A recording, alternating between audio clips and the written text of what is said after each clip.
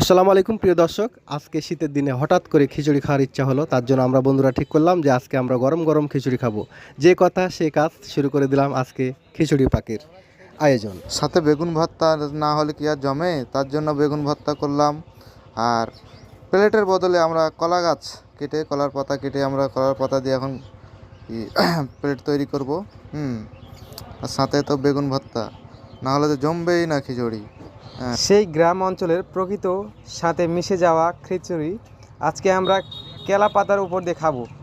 তাই আমরা কেলা পাতা জঙ্গল থেকে নিয়ে আসছি এবং পরিষ্কার করে নেওয়ার পরই আমরা খাওয়া দাওয়া শুরু করব। আমাদের সব কিছুই রেডি হয়ে গেছে। খিচুড়ি দেখতেই পাচ্ছেন কি সুন্দর, মাশাআল্লাহ। বাপ রে বাপ, আজকে দেখবো যে কার পেটে কত ক্ষুধা। কারণ যে আয়োজন করা হয়েছে, দেখতে পাচ্ছেন আমার এক চাচাতো ভাই, মুখ লাগতেছে, আমার এক বন্ধু ফ্রেন্ড খুব রেডি, মানে কখন শুরু করবে।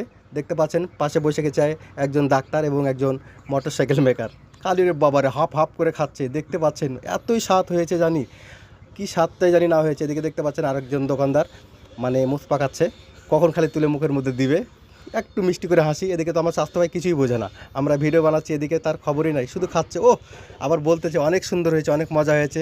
মিস্ত্রিও বলতেছে অনেক মজা হয়েছে। আসলে কত মজা আমি না খেলে বুঝতে পারবো না। দর্শক দেখতে পাচ্ছেন একার জন্য মনে হচ্ছে প্লেট তো নাই, মনে হচ্ছে কলার পাতা সহ চেটে চেটে খাবে, এত সুন্দর রান্না। তো আসলে বন্ধুরা, যাদের হচ্ছে আসলে শীত মৌসুমে খিচুড়ি খাওয়ার ইচ্ছা হবে, এভাবে কিন্তু খিচুড়ি শুরু করবেন। আর বিশেষ করে কলা পাতাতে খাওয়ার যে স্বাদ, এটা তো না খেলে বুঝতে পারবেন না কি যে টেস্ট আছে এই কলা পাতার মধ্যে। দেখতে পাচ্ছেন কত সুন্দর করে আমরা কলা পাতায় আজকে এই খিচুড়িগুলো পাক করে খেলাম।